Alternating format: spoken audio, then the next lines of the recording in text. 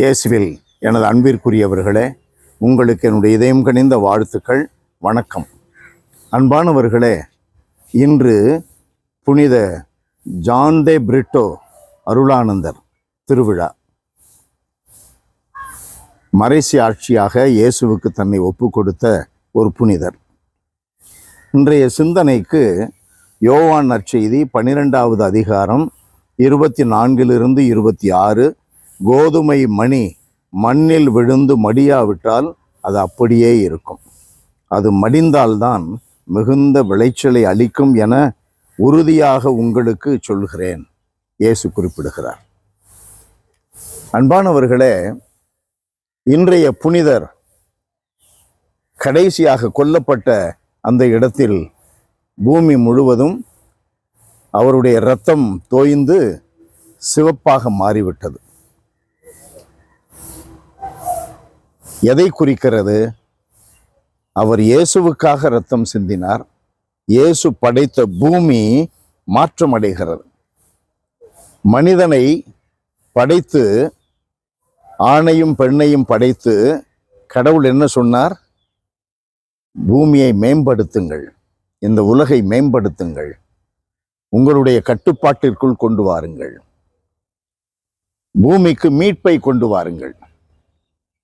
அன்பானவர்களே, சிவகங்கை பூமியிலே அல்லது ராமநாதபுரம் பூமியிலே இந்த புனிதர் இறந்த அந்த ஓரியூர் பகுதி, அந்த சுற்று வட்டாரத்தில் இன்றைக்கு இயேசுவின் மீது நம்பிக்கையாளர்கள் இருக்கிறார்கள் என்றால் அதற்கு காரணம் இயேசு அனுப்பிய புனித அருளானந்தர்.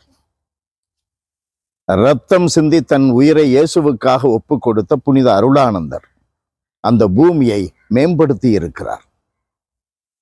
மேம்படுத்துதல் எப்படி நடந்தது? அவர் இரத்தம் சிந்தி தன்னுடைய உயிரையே கொடுத்ததின் வழியாக நடந்தது. இயேசுவுக்காக இரத்தம் சிந்தி தன்னுடைய சுய நலத்தை அறுத்து, அரசன் சொன்னதை கேட்டிருந்தால், அரசனுக்கு ஏற்ப அவர் நடந்திருந்தால், ஒருவேளை அவர் மந்திரியாக கூட ஆகியிருக்கலாம், சேதுபதியினுடைய அரண்மனையிலே அவர் வாழ்ந்திருக்கலாம்.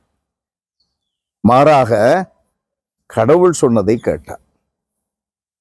கடவுளுடைய கிறிஸ்துவனுடைய மதிப்பீடுகளின்படி நடப்பதற்கு உயிரே போனாலும் பரவாயில்லை, அதை முதலில் செய்கிறேன் என்று தன்னை ஒப்பு கொடுத்தார். Priority in life is very, very important. இயேசுவுக்கு முதன்மை இடத்தை கொடுப்பது அவசியமானது, அடிப்படையானது.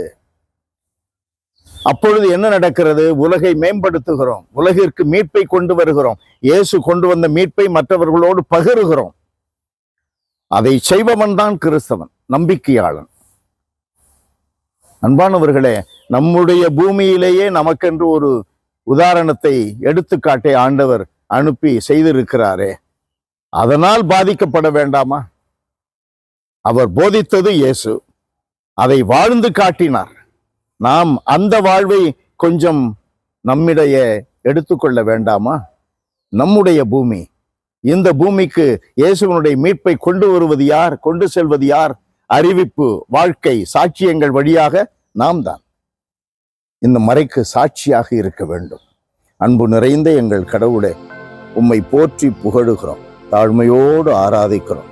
ஆண்டவரே, கோதுமை மணி மண்ணில் விழுந்து மடிந்தால் ஒழிய அது அப்படியே இருக்கும், பலன் தராது என்று சொன்ன இயேசுவினுடைய வார்த்தைகளின்படி எங்களுடைய வாழ்விலே எங்களை ஒடுக்கி, எங்களுடைய ஆசைகளை கட்டுப்படுத்தி, இயேசுவை அறிவித்து சான்று பகர்ந்து வாழ்ந்தால் ஒழிய நாங்கள் உலகிற்கு இயேசு கொண்டு வந்த மீட்பை கொண்டு செல்ல முடியாது.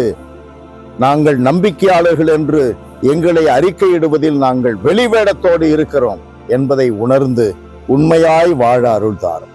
இயேசுவின் நாமத்தில் ஜெபிக்கிறோம் பிதாவே. ஆமென், ஆமென்.